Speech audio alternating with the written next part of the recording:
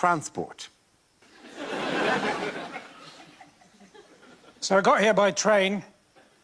For the whole journey, there was a child opposite screaming. I could even hear him through my wolf mask.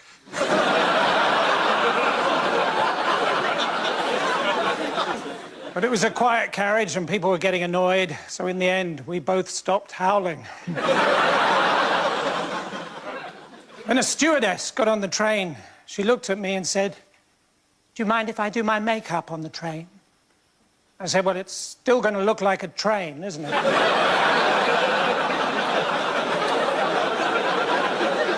She put her hand out and said, "I'm Amber."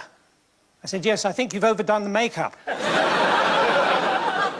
Anyway, one thing led to another, and, well, I'm going to skip a bit now.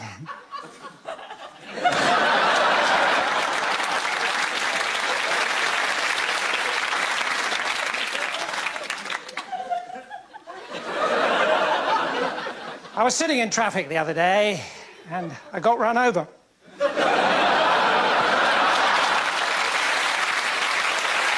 you very much. No 10 points again at the Middle Show. Come on back. The first subject is travel. Who wants to go in on that? Harry. I do a lot of travel.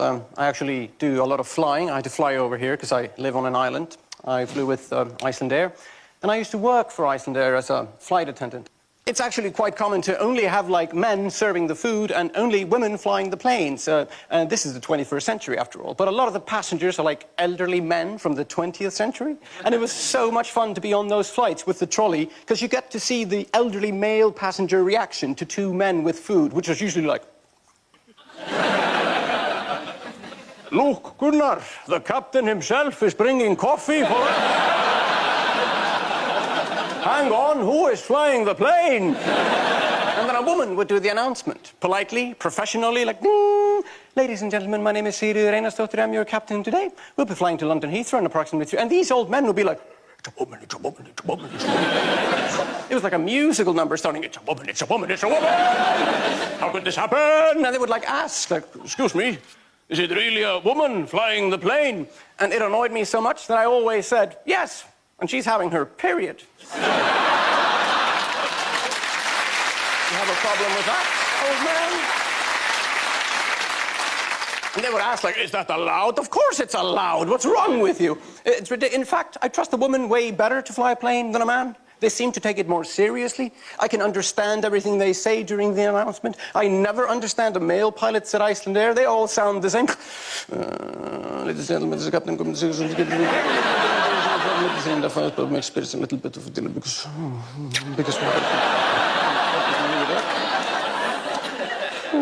hope you enjoy the service. And when it's finally over, people are like, "What? What did he say?" Like, it must be awful if you're afraid of flying. But if you are afraid of flying, you should never fly with our other airline in Iceland, because it's called WOW!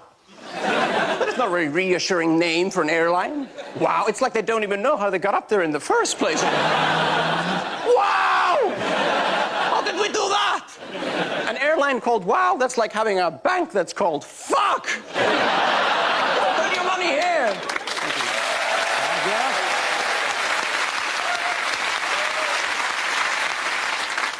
OK, that leaves us with Tom. Let's see what your topic is. Let's spin the wheel. And the topic is marriage. OK. Yes, well, since it's Pride Month, I will also talk about being gay, because it's all I've got. And, and no, in many ways, in this country, it's a great time to be gay, because we have things like gay marriage, or as I like to call it, garage. Garage is designed to bring equality so that gay people can finally be as miserable as straight people. And it comes up against a lot of opposition, and you see it now, like recently in Australia they had it, where it comes up against opposition from a lot of religious groups and clubs, the Catholic Church. And you can understand why. I'm sure a lot of us will remember the Bible stories from school. Do you remember the one where Jesus stood on the mount, didn't he? And he said, "Verily I say to thee, love thy neighbour as thy love thyself. Look after the poor, heal the sick, feed the hungry. Don't start fights or wars. Just look after each other, love each other, and you'll all be fine." But I cannot stand them damn queers. it's disgusting what they do to each other. I mean, why have they got to be so up in your face about it all the time? I mean, who's the wife? It's a very famous parable. Thank you very much, Tom. Points that go to Tamara. Everybody come back. The first subject is journalism. Who wants to come in that? Come on. I always wanted to be a journalist, even when I was a kid, even when I was on my gap year, backpacking around Surrey. I remember the day I told my family I wanted to be a newsreader. I was at my nan's leaving drinks, which sounds a lot nicer than wake, doesn't it? I felt bad because I never really got to know her and I never really got to know my granddad because he died decades before I was born after a difficult 6-year battle with Germany. I remember my grandmother told me just before she died, she said, Glenn, it doesn't matter what you achieve in life. It doesn't matter what you achieve. As long as by the end of your life you're happy and you can afford your own bed, that's all you need. That's the last thing she told me on her death chair.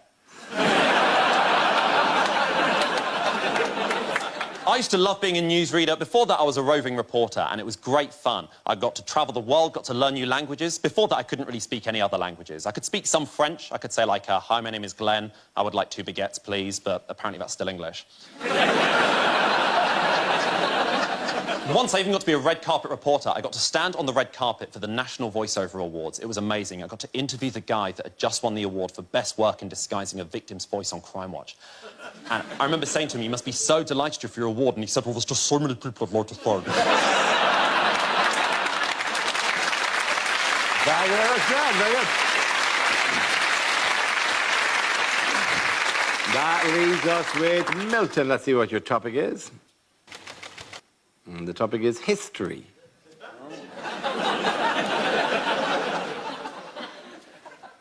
Some things in history are good, some things are bad, some things are good, and then they get bad. Like my great-great-great-uncle was bored in the trenches during the war, so he invented the high-vis jacket.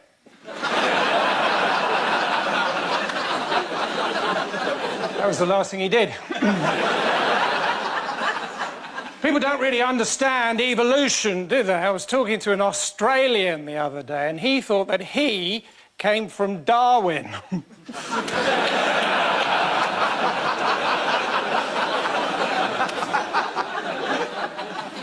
Recently, I wrote a book called All the Things I've Ever Done in My Entire Life, and I don't want to spoil it, but in the end, I write a book. So what's got 2 eyes and smokes? Pompeii. Too soon? My grandfather, he can't do what he used to, you know, bomb the Japanese.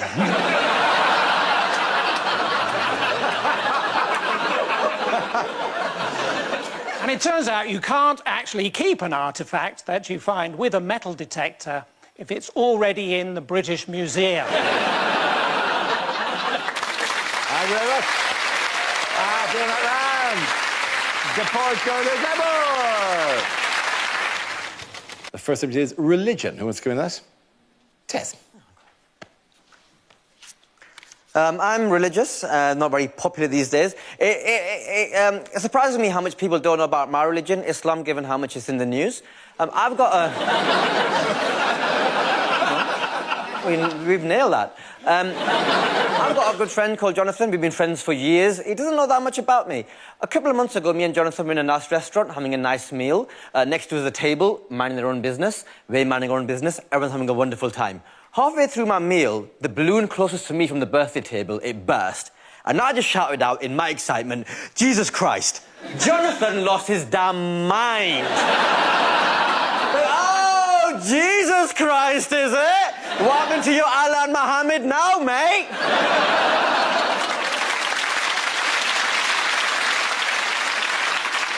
I'm like, Jonathan, what have you won? He went, nah, mate, it's just you bang on about being Muslim, yeah? But in that moment when you were scared, when you were fearful for your safety, you didn't think of Allah, you didn't think of Muhammad, your mind went straight to our Lord and Saviour, Jesus Christ. What does that shit say about you? Rubbish Muslim.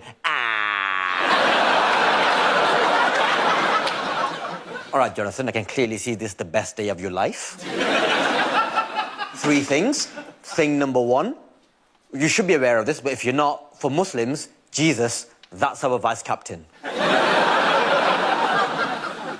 Secondly, me just invoking Jesus Christ is just me invoking a British cultural saying. If anything, it shows how well integrated I am. Thank you very much. And thirdly, most importantly, Jonathan, if at that moment there was a loud bang, I shouted in Arabic, you'd have shit yourself!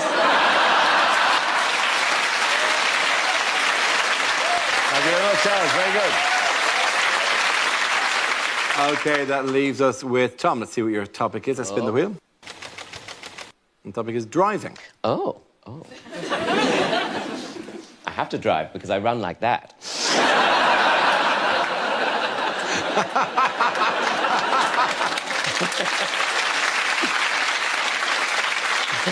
Now, I don't want you guys to think I'm a failure just because I live at home with my mum and dad and I'm 35 years old. Because recently, one of the things I did is I finally passed my driving test. You would not clap if you'd seen me do it. I found the whole process very stressful, and I get quite nervous about it. And people aren't very much help when you feel nervous. Like I'd say, oh, I'm feeling nervous, and they go, oh, don't be nervous. Oh, thanks very much, I hadn't thought of it like that. Where I live, when you first pass your driving test, everyone has to go on this one rite of passage drive to an out-of-town shopping centre which goes by the name of Blue Water. And so I decided I wouldn't go on my own. I thought I'd take someone with me. I'll take my dad with me because I've got a good relationship with my dad, and I thought this would be a great way to end it. And, like, the last thing my dad taught me how to do was how to box. Yeah.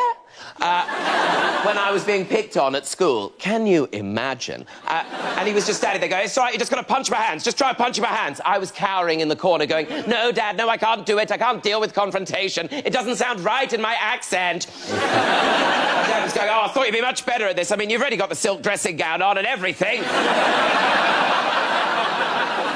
So we're sat there in the car, right, and there's already a tension, and we're going along, and we come to some traffic lights, and they're red. That means you have to stop. I've done the theory test as well. Anyway, the lights went from red to amber to green, and I went to drive off, and what happened is I stalled the engine. And my dad, bless him, he turned to me, and he said, concentrate! Which is such a calming thing to say. Thank you very much, well done, both of you. And that round of applause goes to Tessa. Well done. And the first subject is friends. Susie. Yep. I'm sick of mine. That'll be the first thing. Oh, absolutely sick, and I'll tell you for why. They've all started having babies. It started with Poppy. Poppy's my posh friend, you can tell, because her name's Poppy. And she rang me a little while ago and she said to me, Suze, I was wondering, do you want to come to Barney's first birthday party? And my first reaction was no. The main reason I didn't want to go to Poppy's kids' party was because of Poppy's mum, Camilla. Poshest lady I have ever met. She's one of those people, she's so posh that she doesn't move her face when she talks. You know, one of those, oh, hi, welcome to Hearty, it's great to see you, how are you doing? Oh, my God, have you met Hugo? You simply must meet Hugo.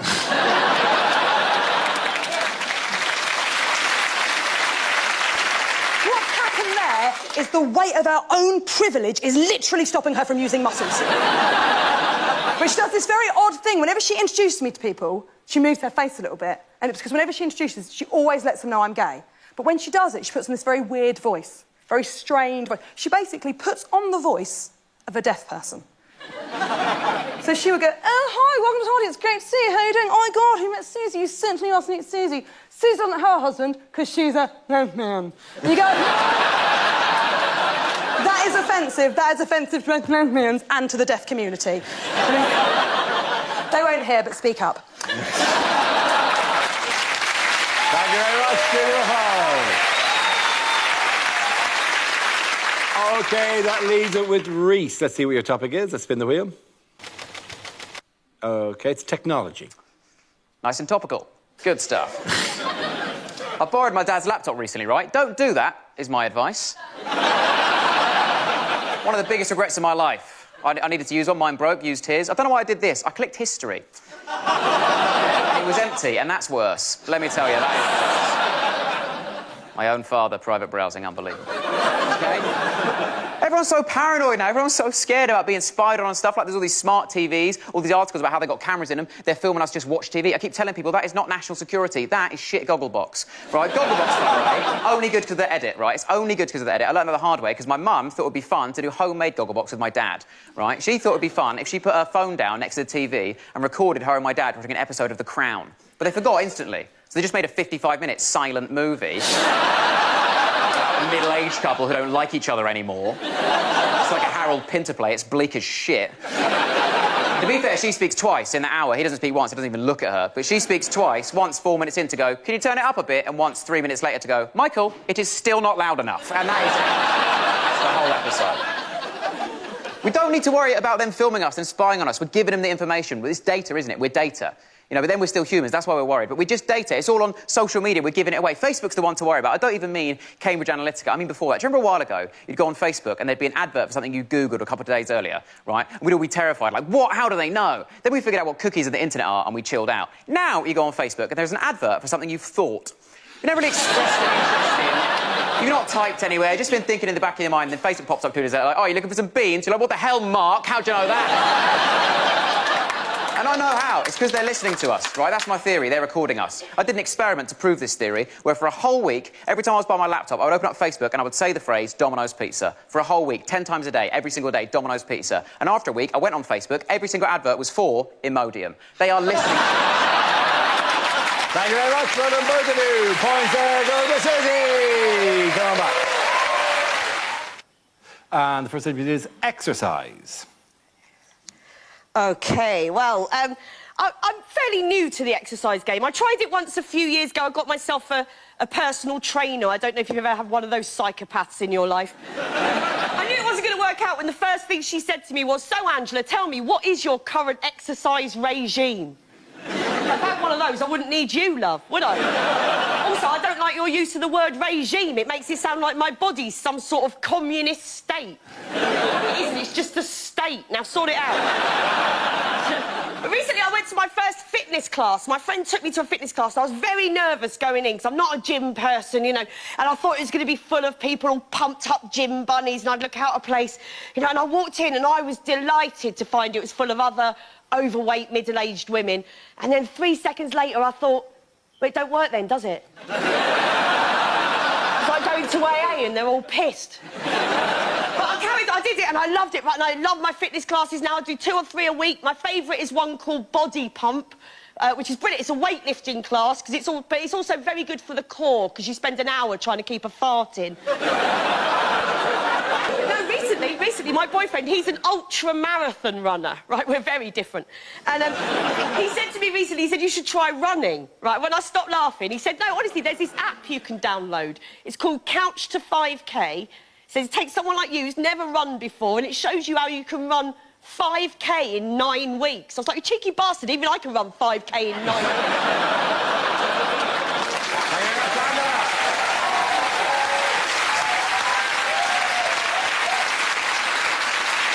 That leaves it with Reese. Let's see what your topic is. Let's spin the wheel. And the topic is family. There I am. Really close to my family, really close. Growing up, my mum always used to say, if you masturbate too much, you go blind. It's a weird thing to say to a child, isn't it? That's what she used to say. If you masturbate too much, you go blind. And then 1 week ago, she asked me to drive her to get laser eye surgery. Perfect. The other thing she'd say was, oh, so if Dan jumped off a cliff, you'd do that as well, would you? I was like, yes, Mum, what don't you understand about a suicide pact? My grandma as well, way too sassy at the moment, way too sassy, my grandma. She keeps banging on about how much better it was in her day, constantly, always. Went to the cinema recently, right? First time I've been to the cinema since Orange Wednesday's collapsed. Big day. I've been saving up for a long time. I thought, you know what? I'm going to treat my grandma. Because, like, she's got Meerkat movies, so still 2 for 1. And we went to see a film called Pride and Prejudice and Zombies. I don't know if you've seen it, but if you haven't, you must. Way to make a classic even more classic. Perfect film to see with your grandma. It combines popular things from different eras. You know, like, what's popular in 2018? Zombies. What was popular in 1918? Pride, sure. Prejudice, just a bit. So it's marrying together Our favourite part. She hated it, though. We left the cinema, she was whinging. She said, oh, it was so much better in my day. Everything was so much better in my day. And listen, we all know that's not true. Does no one else find that kind of rude? To brag to me about a time period I will never get to experience because I was not alive at the time. I don't go and visit her, sit her down, look in her 84-year-old face and go, the future is going to be amazing. Robots bring us breakfast and racism dies out. Thank you very much. Well done, both of you. Points go to Angela. The first subject is parties. Hello. I get invited to parties. I get invited to hen parties quite a lot. I get invited as the token gay. I know. I never seem to get invited to the stag parties. I don't know why. Maybe people think I wouldn't be very good at zip wiring through North Wales.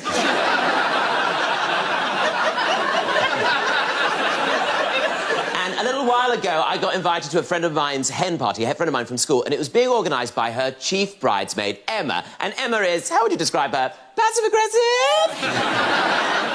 I knew I had to go to this hen party because suddenly I was added to a WhatsApp group. What's up? I'll tell you what's up. I looked at my phone. I had 324 notifications from people I did not know. I'm in this group with the mother of the bride. We've all got to call her Mum, her sister, Auntie Wendy, and then they're all sending selfies to each other, except Auntie Wendy can't send a selfie, can she? She sends a video of her eyebrow. Twice. It's used up all my data, all my storage is gone. Then something pink covers the lens at the end of the video, which you assume is a finger, but you don't like to ask. Then I had to go to this hen cottage, right, this dream hen cottage, which was just outside Reading. I pulled up, I donned a penis headdress, put a pink sash on, got out of the car. Right, Emma was answering the door in a steadily escalating pitch of excitement. Oh, my God, hi, you look amazing, coming in. Oh, my God, hi, you look amazing, coming in. Oh, hi, Tom. Rude. Then... to go and introduce myself to all the other hens, and if there is one thing worse than being invited to a hen party as the token gay, it's if they've invited another token gay. And who was it? This guy Kevin, right? He's a dancer. He's got a hat on. He's a better gay than me. You can't compete with that. Then we've got to go off and do all these activities. We started the day with a guacamole making class. What the hell? It's a guacamole making class. You can't chop an avocado. It's basically just mush. Then we have to go to a tango lesson. I can't do it. I haven't got the hips for it. Kevin can. He's actually very talented. Then, right, we have to go on a gondola ride round Reading. I mean, it's hardly Venice, is it, when you're going past a Matalan? Auntie Wendy's going, oh, it's just like St Mark's Square, isn't it? Or is that Asda car park? Anyway, I wish I had been on a zip wire somewhere in Wales. Thank you.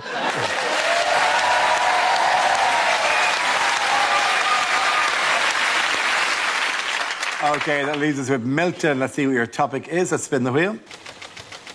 And the topic is travel. There you go. So I'm in Brazil, and I bought some fruit off some of the indigenous people, and they turned round and said, people who bought fruit on Amazon also bought these sausages.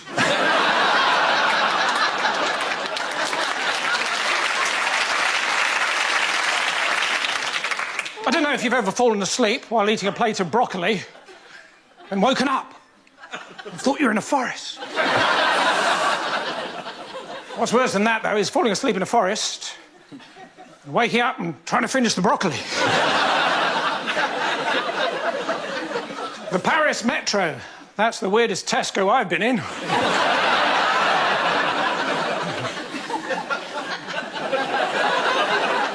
Easter Island, that's a difficult place to find, but it's in a different place every year. The weirdest thing I ever saw, though, I was in Reading and I saw this hen party.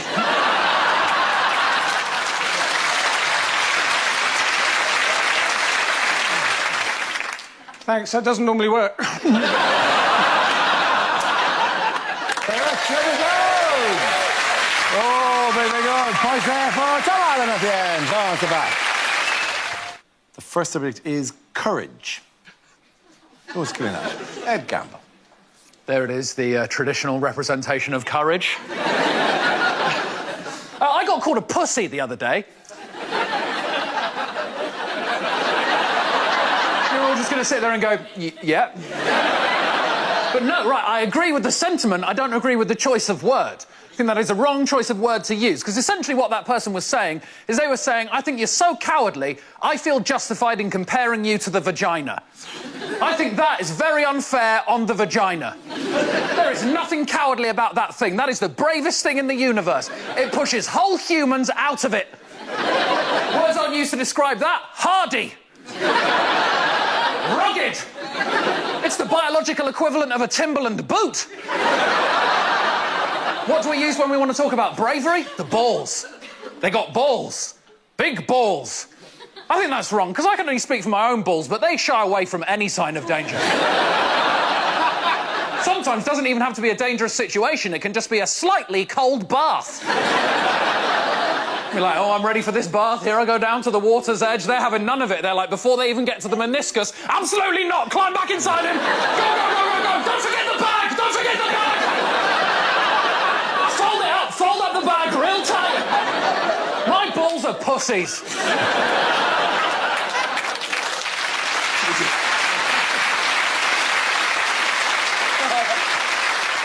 Okay, that leaves us with Ed Byrne. Let's see what your topic is. Let's spin the wheel. And the topic is parenting.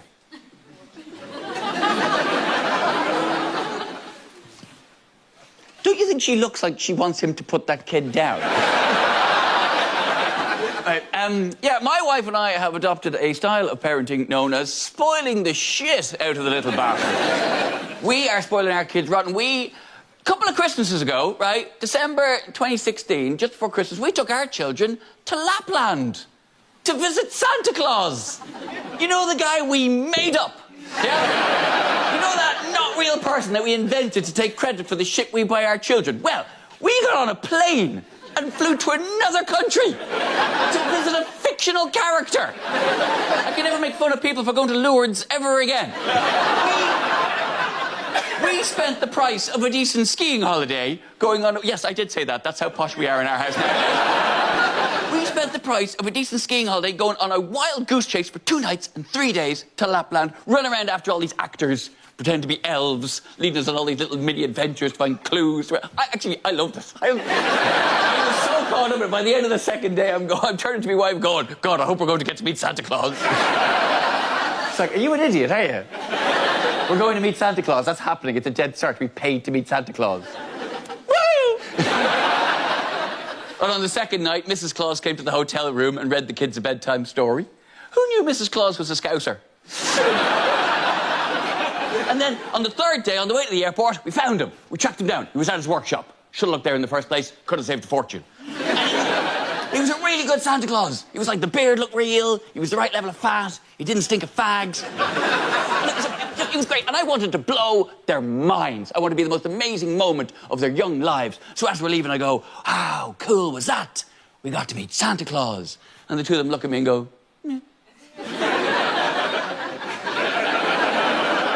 That's not enough. I'm sorry, that's just... I know you don't appreciate how much this all cost, but we've been running around in the snow now for 72 hours and not a feckin' ski was put on. So...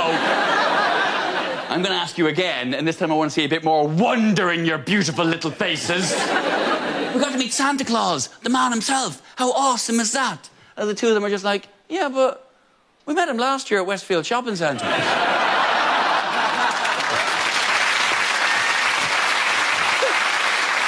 Thank you very much. And the points at dinner and go to Ed.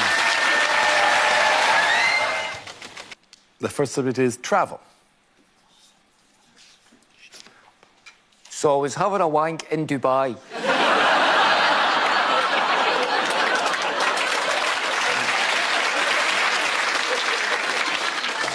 It wasn't planned. Well, most of them aren't, are they? I just was outside having some lunch and I lowered my cutlery and went, it's time. That's enough vitamin D. Time for some vitamin me. And I went up to my room, right, and I opened up my laptop to watch some of the gay porn. Because I'm gay. I didn't need to clarify that, did I? I don't think there's anybody watching this thinking, oh, he's straight and he watches gay porn. How progressive of him. Well done. So I tried to watch some of the gay porn, right, but I couldn't because the gay porn was blocked because it's illegal to be gay in Dubai, right, which is weird because there is gay bars in Dubai. Oh, not gay bars, prisons. So since the gay porn was blocked, I had to watch some of the straight stuff. Long-time listener, first-time caller. So I was watching the straight amateur porn, right, and amateur as well, because amateur's better, because when you watch amateur porn, there's a little bit of you that thinks, I can do that. Gives you a good self-esteem boost. Same reason why I watch Scottish football. And so when I was doing my thing over the straight stuff, right, a knock on the door happened, and I thought, I better answer the door, because they might have a key to the room. Right, so I got up quickly, and I put my willy down in between my legs, into stealth mode. And I pulled my trousers up, and I started walking towards the door, like that. And I opened up the door, and a guy was just standing there, and he handed me a chocolate bar, and then walked away. I still do not know to this day why he did that. I've never been so confused in my whole life. Because I took the chocolate bar off him and I shut the door and I started walking around the room thinking, oh my God, maybe there's a camera in here. They've seen me watching straight porn and now they're training me like a dog to do it again.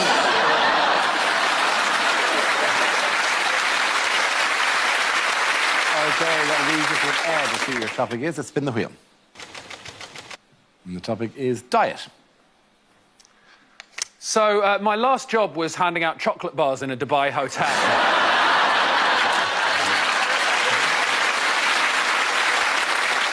I try and stay healthy. I listen to all the wrong people about health, though. I've started reading health blogs, like health bloggers. They're all the same sorts of people. They're sort of posh young women in their early 20s. They say things like, first thing in the morning, to energise yourself, why not have hot water and lemon? Hot water and lemon to energise... There is no way hot water and lemon is energising me in the morning. The only way that would happen would be if I squeezed a lemon in my eye and poured the water on my dick. I do not want your hot water and lemon because I'm not a kettle that needs descaling.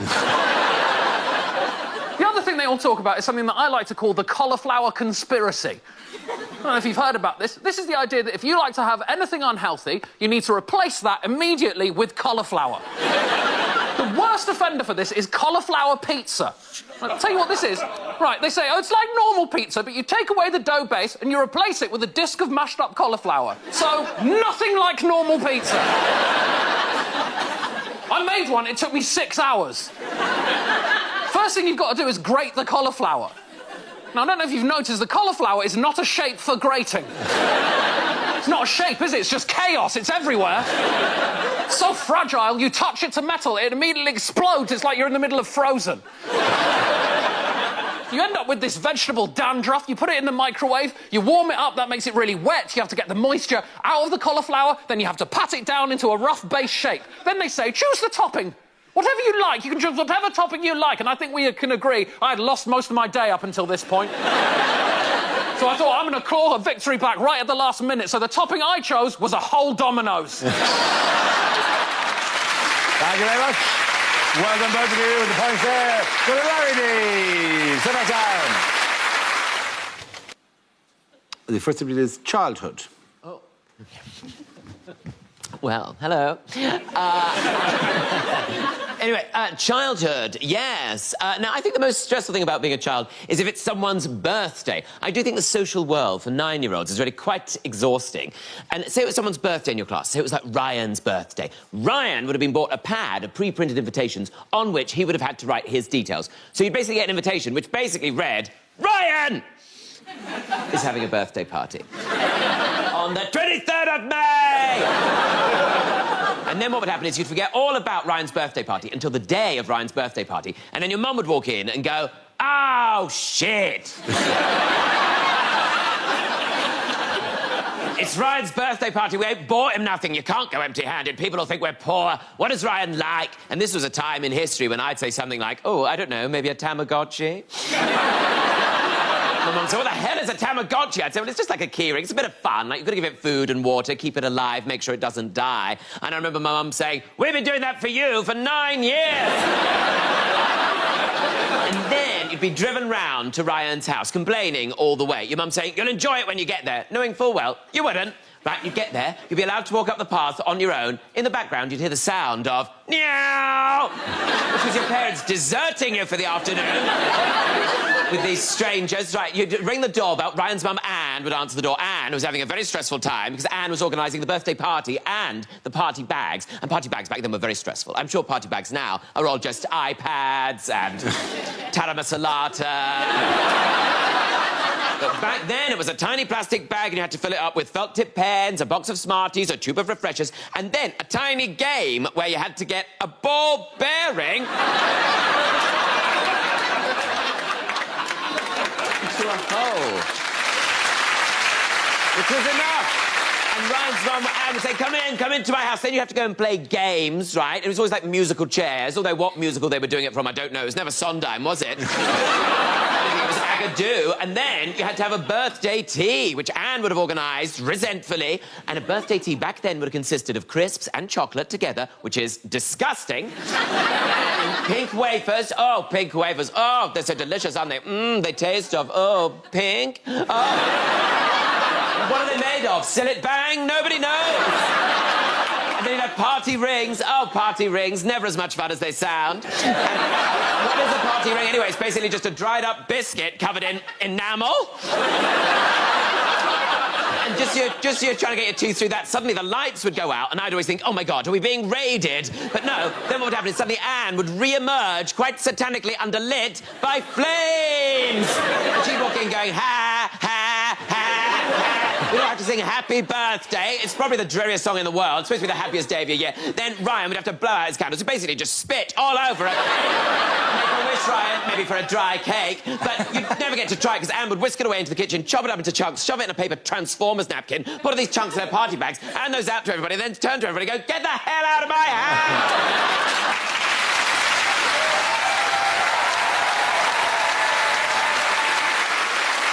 OK, that leaves us with Milton. Let's see what your topic is. Let's spin the wheel. And the topic is jobs. There you go. The first job I ever had was washing dishes in an international radar station, but the dishes were a lot bigger than I thought they were going to be. But that was quite a stir-fry we had. I remember the last words of my grandfather. He said, "You selfish boy." And not long after that, I became a fishmonger.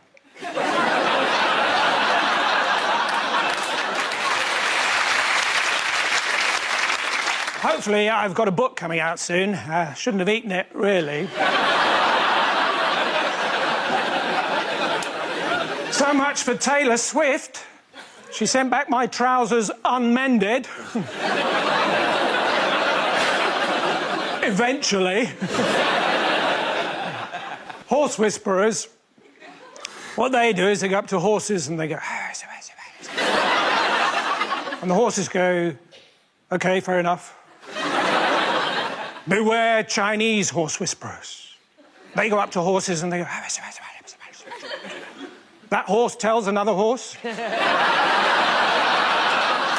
That horse tells another horse. By the end, the last horse is going...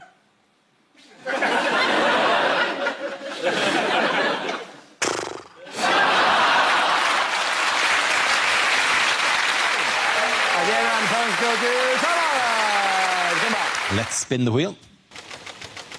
First subject is the movies. Who wants to go in that? Nish.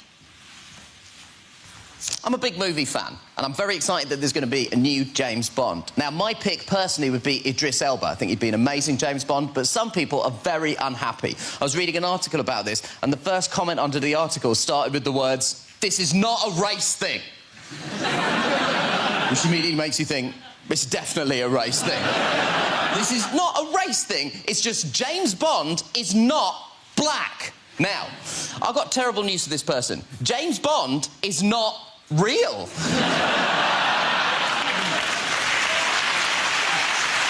He's not a real person.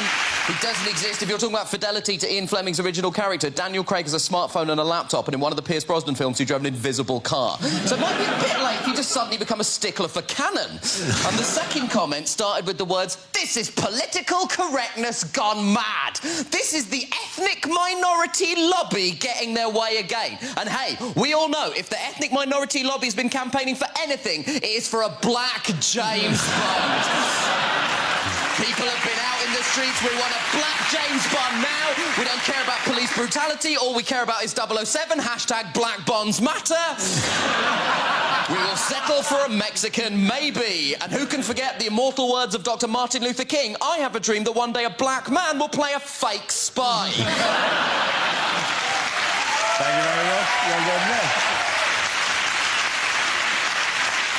Nick. OK, that leaves us with Gary. Let's see what you've been left with. Let's spin the wheel. OK, the topic is work.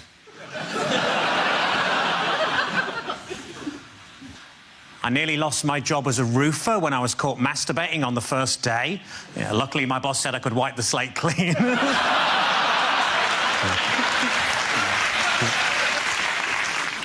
I used to work at Waterstones. One day, a guy came in asking if we had any audiobooks with subtitles.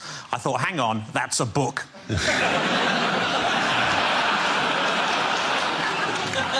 The circus near me held a competition to find the best contortionist, so I entered myself and won. In my old job, I just used to punch buttons all day, and that's why I'm no longer allowed to work in panto. I've got two lawyers working for me at the minute. One's pro bono, and the other thinks he's a right pretentious twat.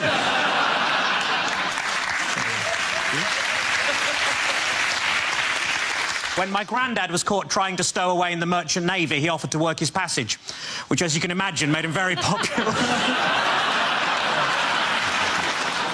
I hate people who phone me up just to complain about the weather, which is why I lost my job at Mountain Rescue. I was at a station the other day that had a piano on the platform, so I had a little tinkle on it, which saved me 30 pence.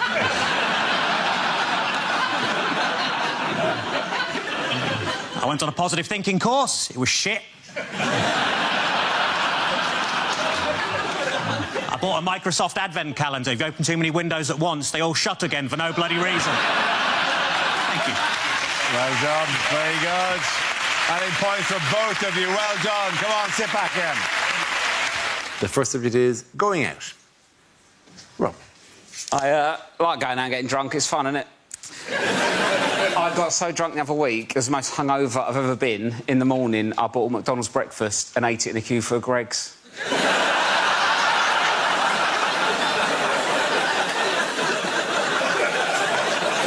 And I still don't know if I'm ashamed or proud.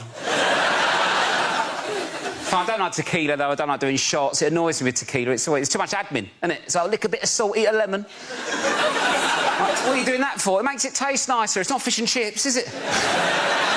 So it's no one looks like they're enjoying it. Everyone looks panicked, don't they? They're always like, oh,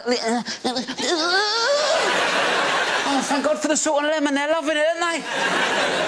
Do you know what make a tequila nicer? Do a tequila, then have a Cadbury's cream egg. That'd be nice, wouldn't it? Take the taste out of your mouth. The thing is, as well, though, it's like I can't properly get on it now. I'm like a bit older. I'm not saying I'm too old to get drunk, but when I was 18, you don't care, do you? You can get battered. Just get on with it, right? Because hangovers, they say hangovers get worse. They don't, do they? You just have more shit to do when you're older. That's the problem. When I was 18 on a night out, I'd be getting on it. Someone might go, do you want some drugs? I'm like, oh, I don't know. How'll it affect me? What will my mum think? Oh, my God, drugs. Now, if I'm on a night out, someone like, do you want some drugs? Can't, mate. Got to paint a fence tomorrow. I don't want to be painting a fence all sad.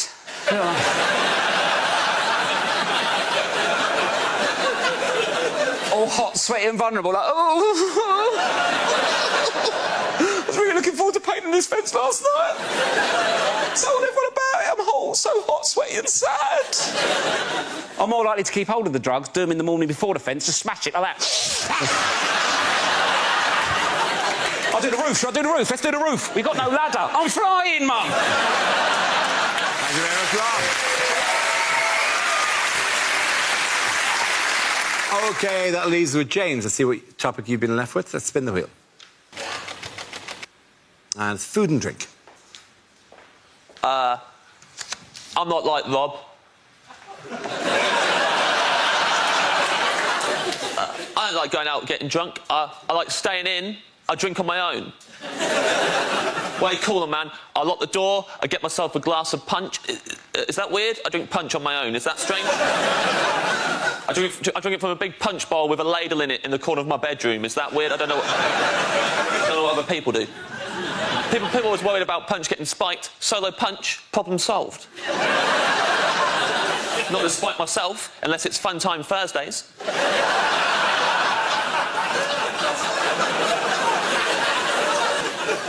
Tried going out with some mates recently. We hit the town. I'm a prankster when I'm out with my friends. One of them left me alone with his pint while he went to the toilet. Big mistake. It's a classic prank. I always do this if someone leaves me alone with their pint. I went round the bar using his pint to propose toasts with. Deliberately proposing toasts to things I knew he disagreed with.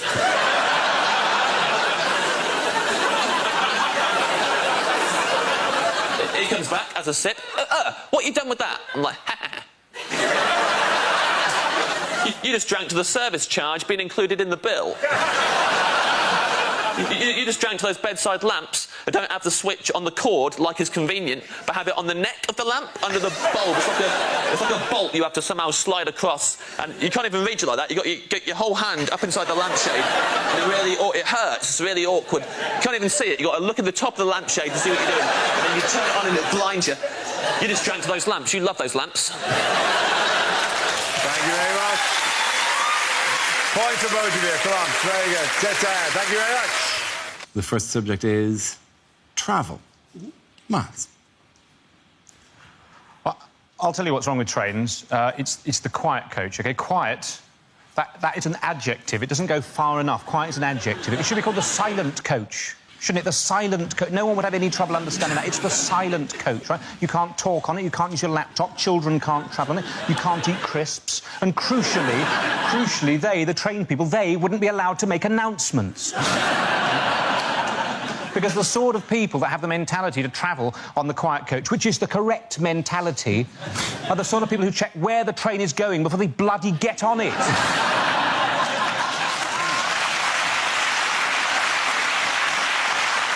For years, we've just not got these things right. Mock the Week audience, you're exactly the sort of people that know what I'm talking about. In Russia, during the revolution, right? During the Russian Revolution, the Russian army was able to travel to all of its battles by train. During a revolution, they were still able to rely on public transport. Imagine if we had a revolution now and the army had to rely on transport, we'd be buggered, wouldn't we? Certainly those of us who wanted the army to win. Absolute nightmare, wouldn't it? Marston Moor 2016 kicked off. You know, the British Army turning up 7 hours late to every single conflict. Oh, sorry, there were leaves on the line at Stevenage. There was a passenger action at Crewe. We were going to be joined by the SAS, but they've been stuck on a rail replacement bus service in Horrible. Thank you very much, Miles. OK, now leaves Milton. Let's see what topic you've been left with. Let's spin the wheel. And the subject is music. We don't know much about Galileo. He was a poor boy from a poor family. I live in a Grade 2 listed building, which of course means that everyone in it has to be quite good at the piano.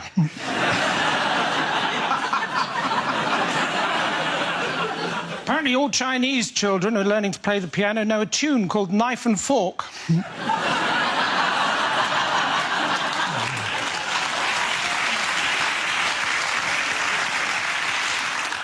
I'd like to take the band ABBA out for lunch, and if I could, I would, my friend.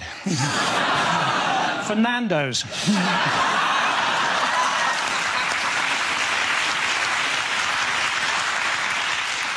When I was at school and it rained, we used to have to stay in for wet play. And when it was cold, we used to have to stay in and listen to this really dull band. AD 79. Julius Caesar receives the first ever weather forecast.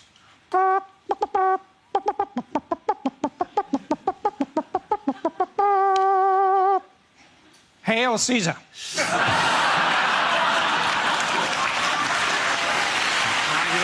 points there go to Mr. Jones. Come on. And the first subject is jobs. Who wants to come at? Reese. I've got a job. Yep, I'm not resigning. And my job is this, which still counts, Dad.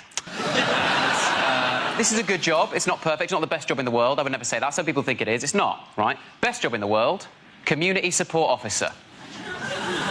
With no power comes no responsibility. Best job ever. But nothing is expected of you if you're a community support officer, right? If it's not writing down someone's details, then it is beyond your remit. That is 100%. It's just vigilante admin. That's all it is. You're a professional grass. That is your job. I got a leaflet through the post a few weeks ago advertising that job, right? It said, do you have what it takes to be the best? Will you stand up in the face of danger when no one else will? No? Then you should become a community support officer. In the hierarchy of law enforcement in this country, it goes Army, Police, British Transport Police, Ticket Inspector, Traffic Warden, Park Ranger, Dinner Lady, Kid wearing Nike trainers,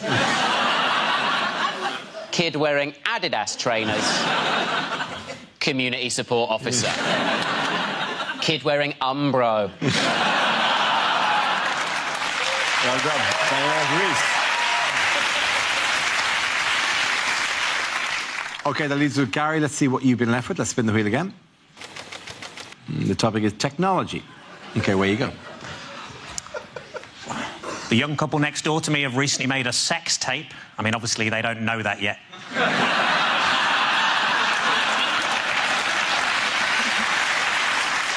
The hardest part of making skimmed milk must be throwing the cows across the lake. The guy next to me at work used to watch porn all day. I'm just glad he didn't begin to rub off on me.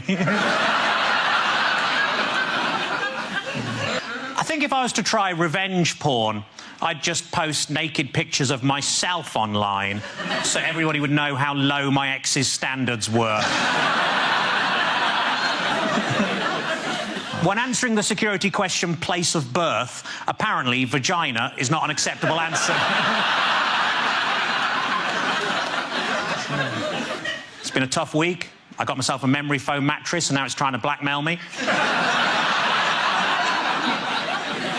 I've currently got a stalker, but you probably can't tell in these trousers. A friend of mine was killed by the big C. He was walking past Curry's and a sign fell on his head. I was watching TV and the announcer said there's a documentary about the clitoris on the red button, but I couldn't find it. Thank you. Very good. Points there for Guy Delaney. Come on back. The first subject is health. Who wants to come in on that? John. I went to get some test results from my GP the other day, and she sat me down and she said, I'm very sorry to tell you, Mr. Robbins, but you've got gout. And I was absolutely stunned. She said, you seem surprised to hear you've got gout. I said, yes, I am, because I'm not from the 17th century. She said, the first thing you need to avoid, Mr. Robbins, is alcohol. Now, it's gutting.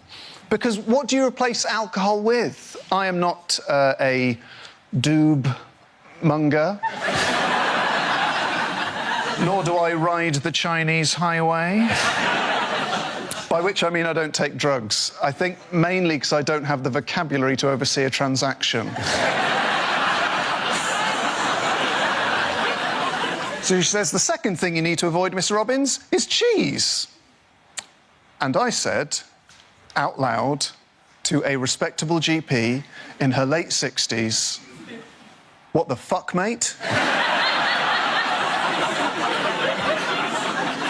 Then she gets this serious look on her face, and she says, the third thing you need to avoid, Mr. Robbins, and this is very important, is offal. Well, I'll tell you what, if I didn't damn near spit that pig's ear clean out of my mouth. Turns out gout is actually a very serious condition, and after a lot of soul-searching, I've decided to cut offal entirely out of my diet. I'm not going to make you imagine what that's like. It's my cross, and I'll bear it. And I'll tell you how I bear it. Pissed and covered in cheese. Well done. Thank you very much.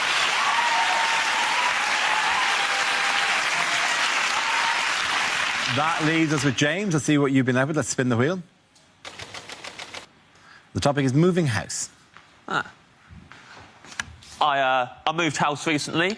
Luckily. That's good, isn't it? It's fortunate.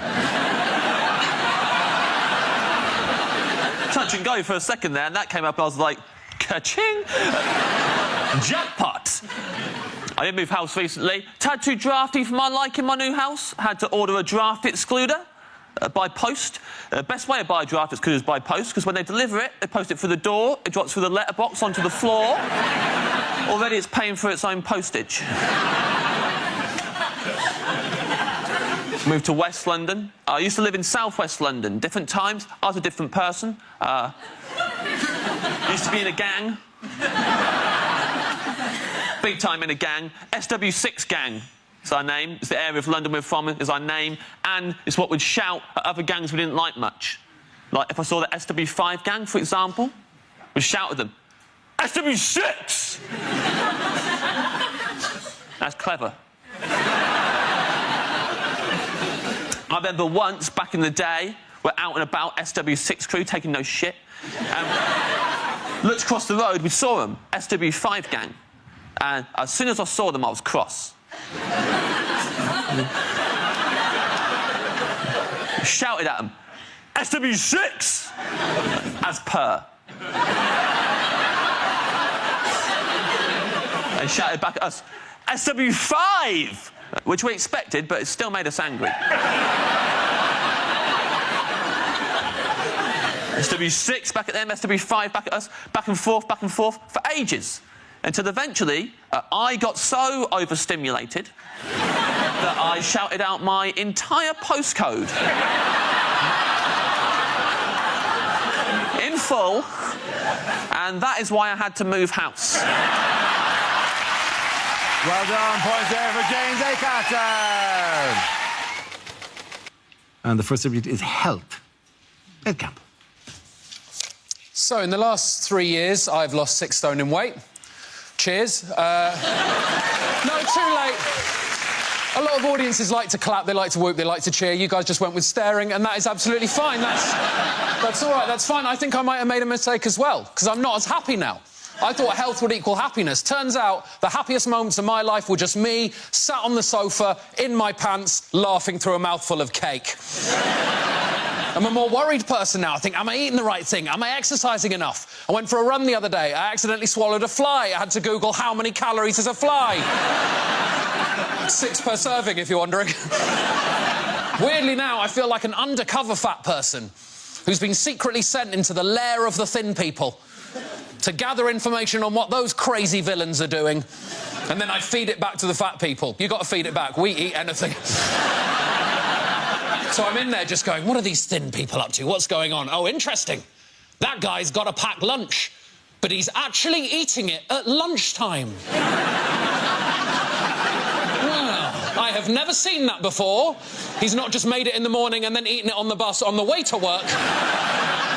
And then bought chips at 1. That is intriguing resolve. Ah, they're using phrases I've never heard before.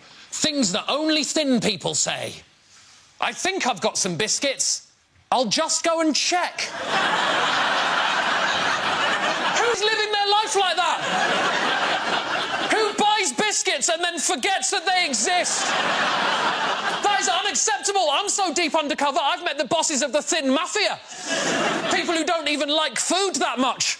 You go, oh, no, I'm not really a food person, you know. No, it's not. It's more of a fuel, isn't it? It helps me get through the day. If you don't like food, then what are you thinking about all of the time? Thank you very much, Ed Campbell. That leaves us with Milton. Let's see what you've been left with. Let's spin the wheel. The topic is shopping.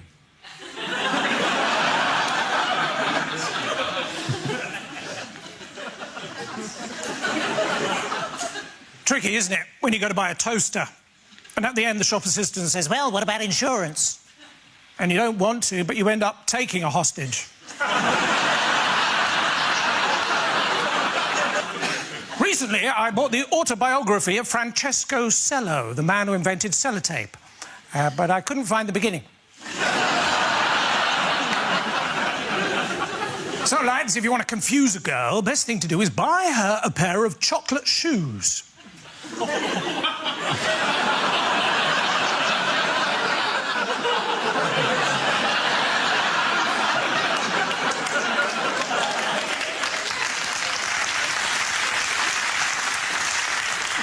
So I took my cases and my clothes to Tesco, because they say they help you pack your bags. Instead, everyone was just running around going, do you want some fruit and veg? Do you want some fruit and veg? Do you want some fruit? Turns out it was one of those hypermarkets.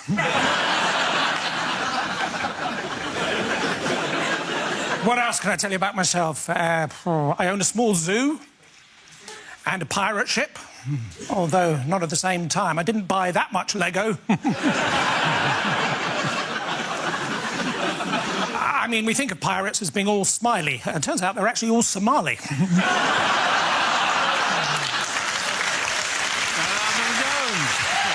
Point again and go to a gamble. And the topic is technology. Ivor.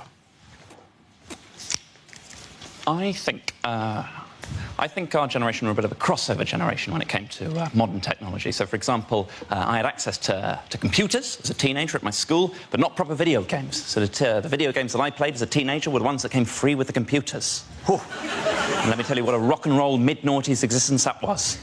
Those long afternoons on my own spent playing Minesweeper, playing pinball, and trying to scroll down all the way to the bottom of Microsoft Excel.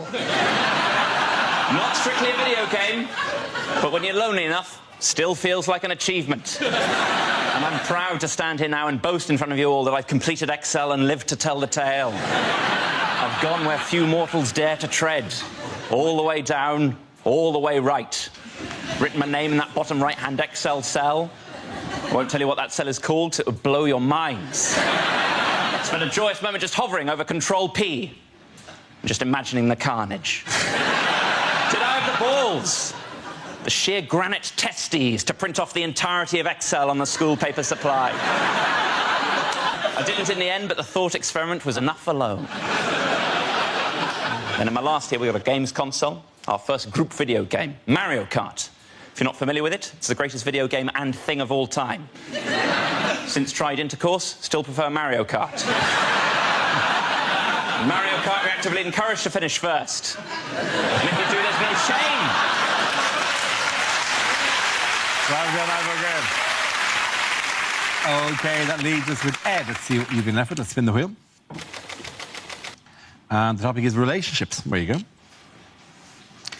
I am in a serious relationship. That's what she makes me say. Serious. So I'm in a serious relationship. This is my partner. Sounds like you're in a law firm, is what it sounds like. Serious relationship. Sounds like a disease. How's your relationship? I'm sorry to say it's serious. I'm not in a serious relationship. I'm in a silly relationship.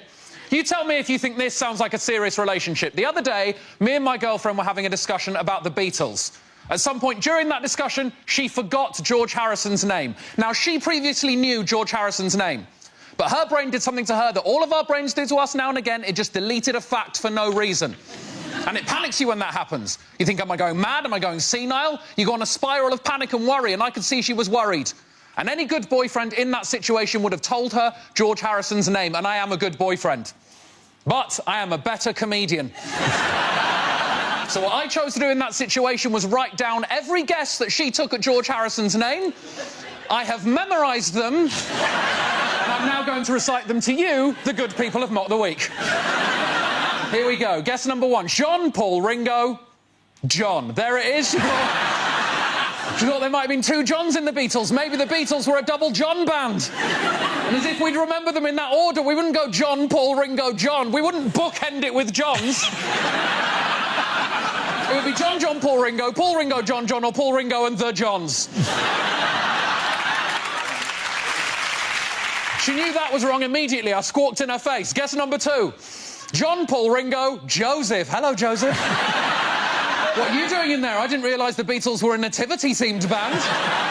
3 guys with 60s hairdos, 1 child with a tea towel tied to his head. Again, she knew it was wrong. I was on the floor already. Then her brain gave her a little free pass, gave her a clue, gave her the surname. Thank you, brain. John, Paul, Ringo, Tony Harrison.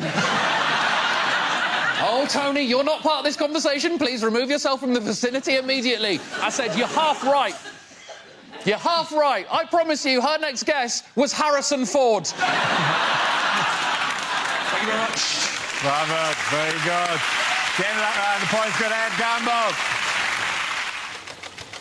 The first subject is life stages. Who wants to come in on that? Alice. I've got a very young kid, and one of the things I noticed about fatherhood is that it's turning me into a dad, right? I've started doing this thing that when I'm excited, I've only ever seen, usually Welsh, usually very working-class dads do when they're excited, and I call it the clap and rub. OK, so if my mum, for instance, said, oh, I can't be bothered to cook tonight, why don't we have fish and chips? My dad, because he'll excited, will go, fish and chips? Fish and chips?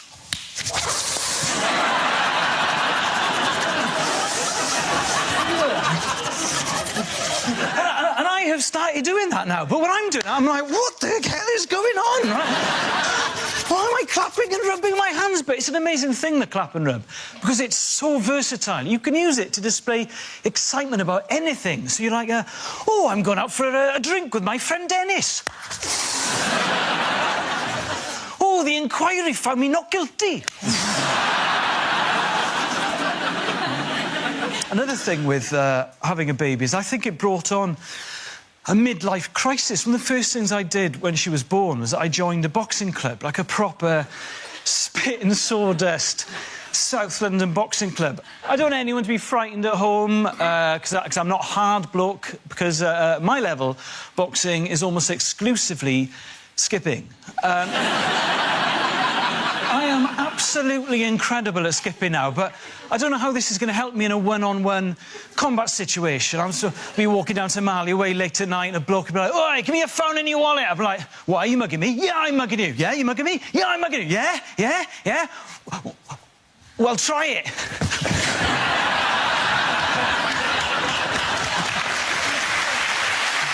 you very much, Alice. OK, that leaves us with Gary. Let's see what you've been left with. Let's spin the wheel. And the topic is relationships. The other day, a woman described me as a bit of a looker. Well, voyeur was the actual word that she used. I used to go out with a parachutist with IBS, but she shat on me from a great height. One time I nearly had a threesome with my girlfriend and my best friend, and the only thing that stopped it happening was they didn't invite me. My girlfriend said she wanted to try some new condoms with something special inside to boost her pleasure. I said, "Oh, what's that?" She said, "Other men." Our fourth child was called Ivy, and that's because we ran out of names and started using Roman numerals. My last girlfriend was always trying to put me down, which is just one of the hazards of going out with a vet. I tried reading a book on premature ejaculation, but I couldn't get past the opening passage. This Christmas, I'm taking the whole family to Lapland, which is great, because normally those clubs don't let kids in. I always worry when a woman sees me naked for the first time that she's just going to scream and run out the park.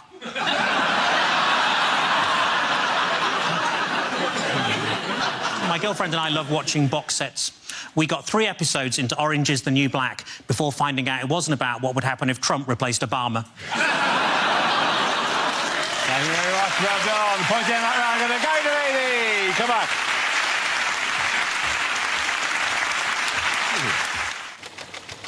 And the first topic is health. Who wants to come out? Nish.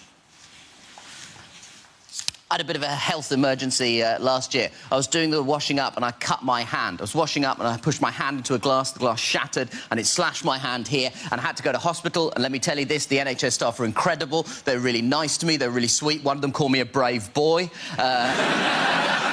Which is good because I was being one, so I don't know what you're laughing at, OK? I'm the one with the badge. Anyway, before I did that, I did something which I probably regret doing. I called NHS 111. Now, if you don't know what this service is, it's a service the government has brought in to replace NHS Direct. So if you have a non-life-threatening emergency, you're supposed to dial 111 on your phones. Now, I'm sure that these people are very nice, but based on my experience, they have proportionately less skill than their numerical value compared to 999, because it was the blind leading the blind. At one point, she said, "How is the blood?" And I said, "Red," because I had no idea.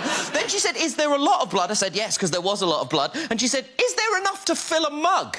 I've got no idea. I don't wish to brag. I have a lot of different mug sizes in my house. Also, while this was happening, I was just panicking. I wasn't decanting the blood in that it can be poured back into my body at a later date. Then she said, "Is the blood flowing or oozing?" I said, "I have no idea what the difference is between those two things is." And she said, "Oh, there's a difference." And I was like, "I'm not getting into a semantic debate with you while blood is gushing out of my hand." And she just went, "Gushing, thank you very much." Well done, Miss Kumar. OK, that leaves us with Milton. Let's see what you've been left with. And the topic is transport. When I was at school, my bike was smashed up. It was my own fault, really. I just handed out leaflets saying, "Bullying, let's break the cycle."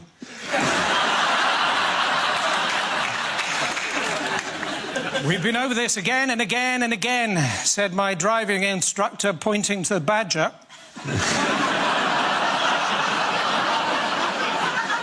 Apparently, there is actually a road in the north of England called Quality Street. And there's only one person living in it, and he's both Turkish and delightful. Tricky, isn't it, if you're both a moth and a sea captain? In charge of a ship. But up ahead, you see a lighthouse.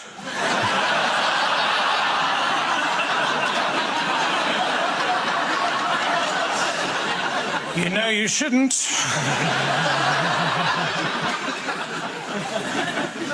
Toilets in trains are rubbish, aren't they? Especially the one right at the front, and the bloke in there gets so cross. And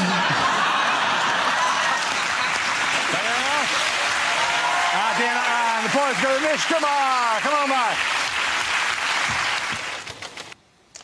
And the topic is home life. Who wants to come in that?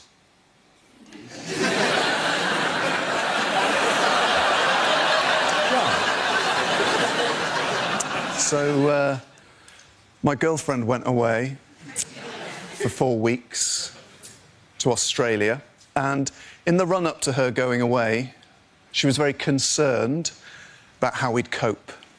I sort of less worried about that. I'll be honest with you, what I was mainly thinking in the run-up to my girlfriend going to Australia for 4 weeks was... Hooray! Lads, down the pub! That's a pint glass, by the way. Turns out they've moved on. Their girlfriends aren't away, their kids exist. My flat is now just turned into a blank, grief-walled cell of despair because I see it without my girlfriend in it for the first time. And so my mind just begins to fill with all the everyday things that lose their magic without her, because that's what I think love is. It's a domestic thing. The other day, she was emptying the bin, and I knew it was going to split because she doesn't buy heavy-duty bin bags because she doesn't listen to me.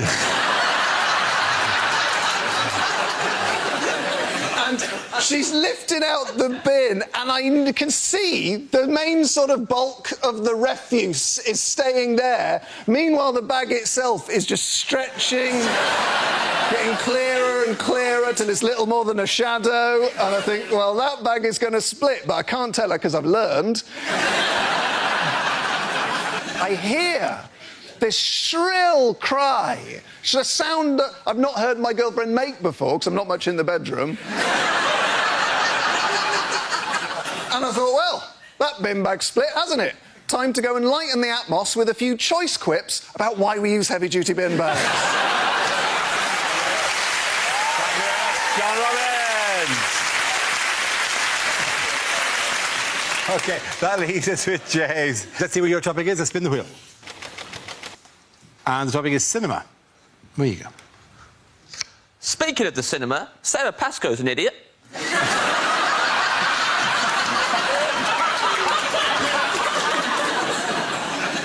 Love going to the cinema. My favourite film I ever saw at the cinema was the Eddie Redmayne classic, The Theory of Everything. I loved it. It should have been called Look Who's Hawking. That's my only criticism. No, but it's perfect. Worst part of going to the cinema is other people. Easily. I'm sitting there. King of the Jerks is behind me. This really angry man. Had a go at me at one point because I was snacking. Get over yourself, Grandad. I'll do what I like.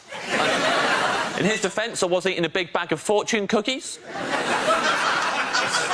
Cracking them open, reading them out loud. It was disruptive. It was disruptive.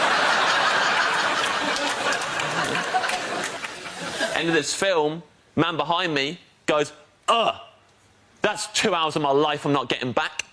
I thought, oh, got some bad news for this guy. Every hour of your life. Now you're never getting back. They're gone forever. Time is not refundable. Death is the end. And I know that because 5 minutes earlier, I'd read it in a fortune cookie. Thank you very much, James A. Carter. Then the points go to John Robbins. Next subject is health. Can I have somebody in that? Andy Parsons. That's one hell of a gingerbread man, isn't it? According to my doctor, she was saying that I've got an underactive thyroid. She said one of the symptoms of this was lifeless hair. I said I may have had this for a while. Doctor said I was borderline overweight. I said, surely that also means I'm borderline ideal.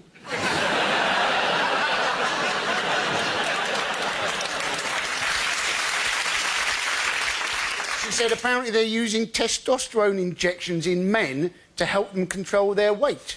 And I was guessing, you know, if you are full of testosterone, you know, chances are if you do see a donut, you'll rather more try and shag it than eat it.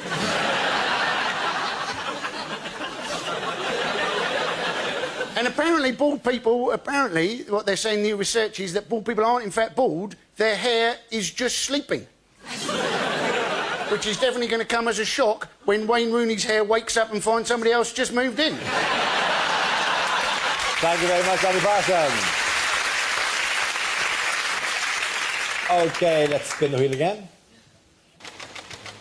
The next subject is parties. Who wants to come in? Josh Whittaker. Looks like an exciting party, doesn't it? I got invited recently to a thing called a traffic light party. I don't know if you've been invited to one of these. What it is, if you haven't been, it's a party for single people, and it is the bleakest thing humanity has ever done. It's a party where you go wearing the colour of a traffic light, depending on your availability to sleep with a stranger. So you wear red if you're not available, orange if it's a maybe, and green if you have absolutely no self-respect at all.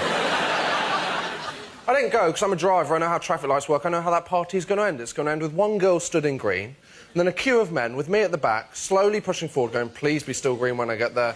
Please be still green when I get there.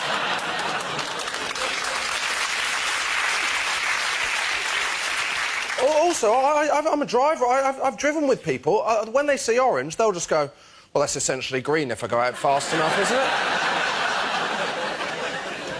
Who is wearing red to a traffic light party? If you're wearing red, you do not need to go to a traffic light party. What are your other options? Turning up at A&E and going, no, I'm fine, I just want to watch the carnage of others. Thank you very much. Thank you very, very much. Well done, Josh.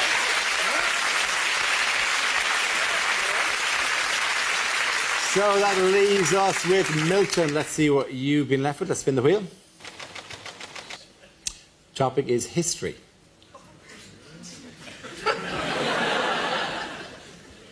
(348 BC). The breakfast cereal Frosties is invented by Alexander the Great.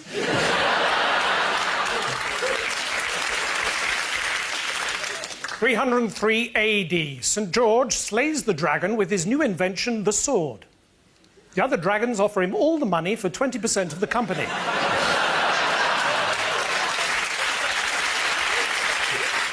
1896. H.G. Wells publishes the book The Time Machine.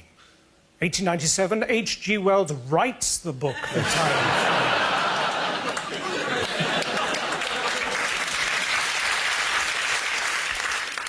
2400 BC, the Chinese merchant Zhang Zhou, the man who discovered gunpowder, is buried on the outskirts of Peking, western Shanghai, and parts of Nepal.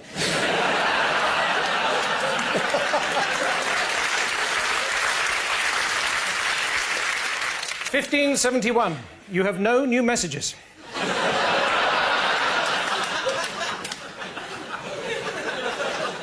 And finally, 3642 AD, H.G. Wells is born. Thank you very much. Well done. Points there for Milton Jones. The first subject is showbiz. Who wants to come in that? Miles Job. Well, what can I tell you about show business? Almost nothing. No, in fact it's very nice to see an audience. To be perfectly honest, that's not always been the case. I remember doing a gig about 12 years ago in Edinburgh. I was doing a gig one night, and there was one person in the audience. The entire audience was made up of one person, right? And in those days, I was in a double act, right? Now, if you're in an opera or something, and you and the orchestra outnumber the audience, there is possibly some dignity involved. If you're in a double act and you outnumber the audience, that is pretty much the bleakest thing that can happen, right? But we went for it because we were young and keen. Jupp and George, we were called. He's a policeman now, no longer allowed to be amusing. We were going for it. It was actually going all right, but after about 5 minutes, the audience, he put his hand up, and we said, you know, what is it, Joe? He said, I'm really sorry to do this to you, but I have to go to the lavatory. We had to wait for him to come back.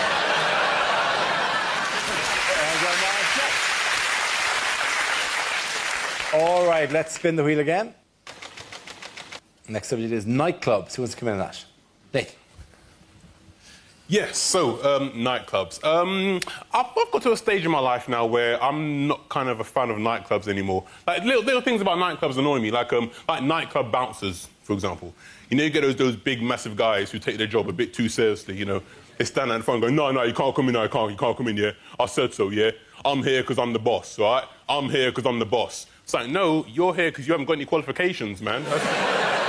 Don't get it twisted. Of course, I don't say that to his face, because I'm not dumb, you know. I've got qualifications.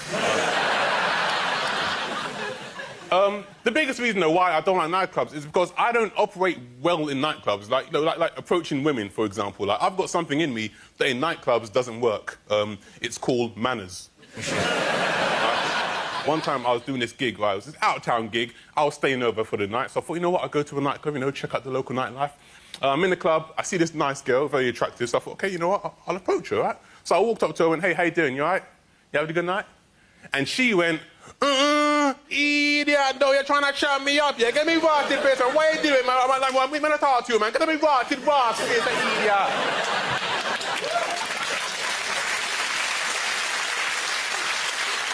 I was like, what the hell? Listen, look, calm down. Firstly, all I did was say hello, trying to make polite conversation. And secondly, you're a white girl in a nightclub in Cornwall. Thank you very much, Nathan. So that leaves us with Gary. Let's see what you've been left with. Let's spin the wheel. And relationships.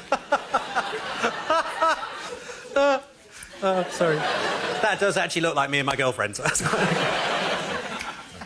Apparently, in Norfolk, the marriage guidance service is called Related.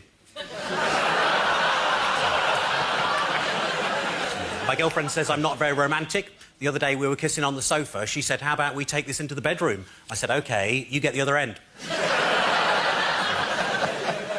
When she suggested we try playing doctors and nurses, I was really hoping for something sexier than being left in a corridor for 2 days. My girlfriend and I are trying for a baby. Her mom's agreed to help out, just till I get hard.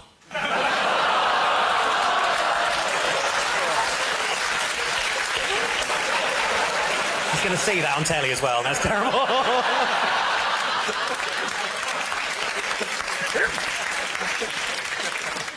They always say you'll find the love of your life when you're not really looking, which was true, but by then I'd run her over. I've been trying to persuade my girlfriend to sexually stimulate me with her keyring, but she just keeps fobbing me off, so... When I heard you could now be a sperm donor by post, I came in a jiffy.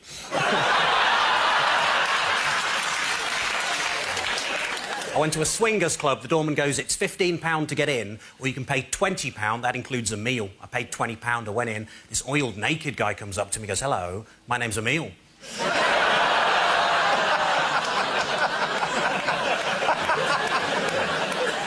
I once had a one-night stand and I didn't get an erection. That isn't cool. Luckily, the woman I was with was really understanding, and she just said, don't worry, that used to happen to me. Thank you. Well done. Aim that round. Points go to the guy, the lady. Come on back. The first subject is parenting. Who wants to come in on that? Avivida. I'm a parent, and no one ever actually prepares you properly for being a parent. They give you some books about what's going to happen to your body, how the baby's going to grow. When I find out nowadays if any of my friends are actually going to have a child, the only book I give them is We Need to Talk About Kevin. Because I'm not going to lie to you, it hasn't really worked out for me.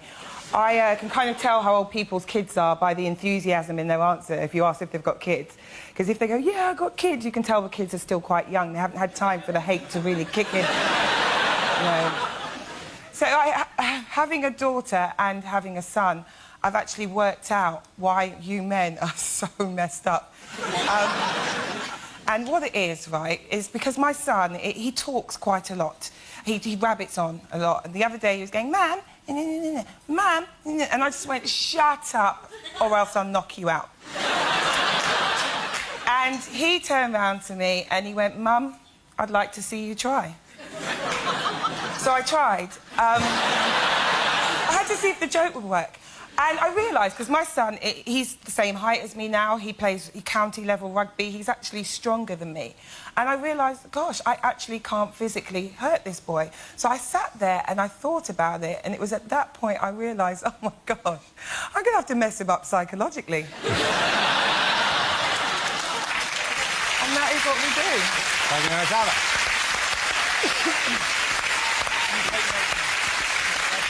OK, the next subject, please. Let's spin the wheel. Next subject is science. Who wants to come in that? Chris Harrison. I'll tell you the problem with science, right? The problem with science is it refuses to speak the language of those of us who don't understand science, right? Even when it's the job of science to be talking to us numpties, it can't bring itself to speak as we do. Pick up a packet of paracetamol, right? Look at the instructions on the back of that. It says, for the treatment of neuralgia, fibrositis, muscular, whatever. We don't talk like that. If that talked anything like us, that would say, for the treatment of the worst headache I've ever had in my life. A pain in my side, I'm sure actually is cancer this time. My wife's had to help me out of the car. It's coming out of both ends like someone's hit a pan of chocolat with a mallet.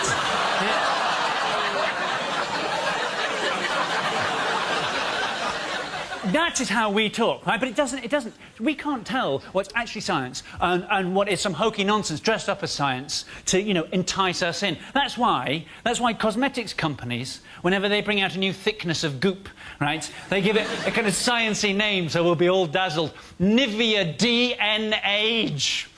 O-F off. Right? Avon's new cream is called a Nugenics. What?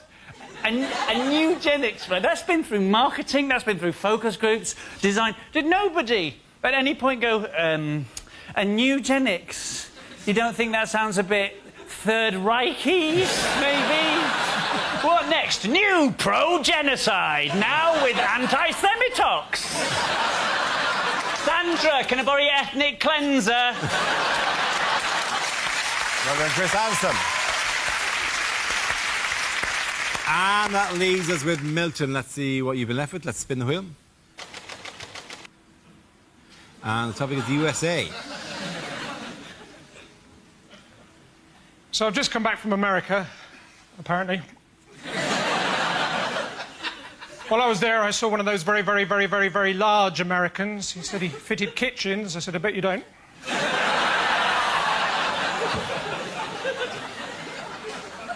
I went up to this girl. I said, what's your name? She said, Chantal. I said, well, if you're not going to tell me your name...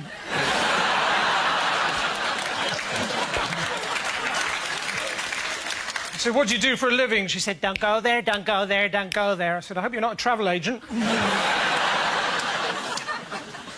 When I was in America, I bought tickets for the Bears versus the Cowboys. Bit of a disappointment.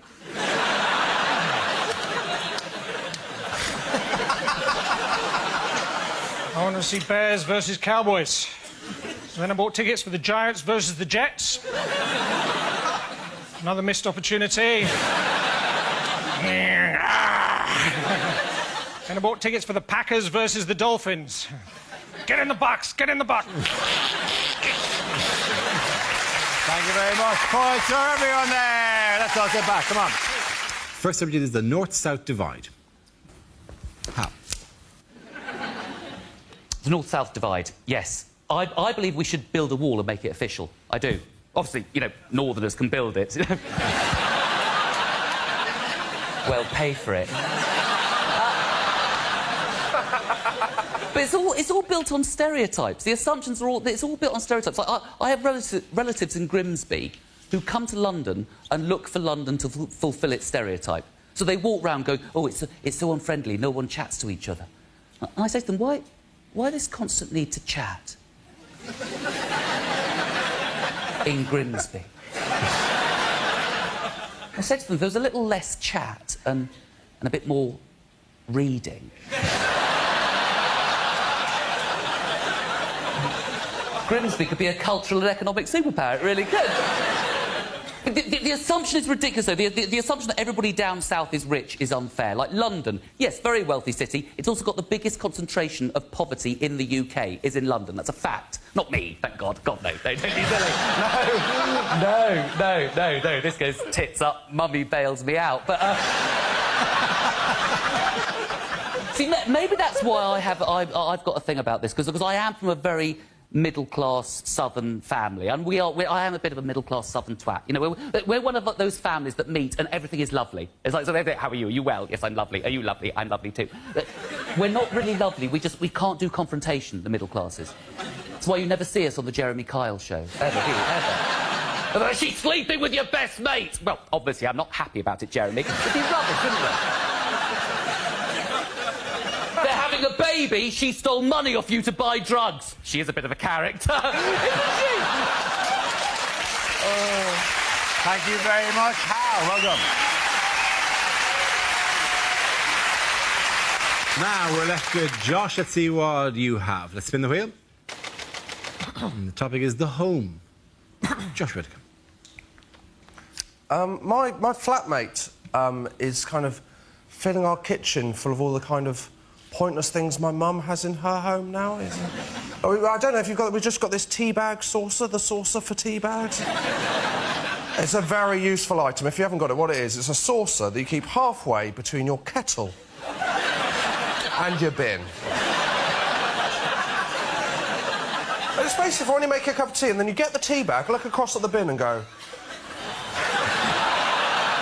I mean, that's a journey, isn't it? I mean, that's 3 or 4 yards. I mean, I need a stop-off. That's like driving to Leeds. I could drive timeless. Then you walk halfway, put your tea bag down, go back, pick up your cup of tea and walk past the bin and out the kitchen. All we've done is create a kind of tea bag death row. That's all we've done. We've got our tea bag sauce on our breakfast bar. If you haven't got a breakfast bar, what it is, it's an extra yard of sideboard. And it's for eating your breakfast. It's when you wake up in the morning, you want to eat your breakfast, but you think, bloody hell, it's too early for a table, isn't it? I mean, I can't handle one of them until lunchtime. I mean, what I want is something slightly higher and less comfortable. That's what I'm looking for here. There's one thing I don't want to eat at 8 a.m. It's a bar. That is the reason I feel so shit in the first place. Well done to both of you. At the end of that...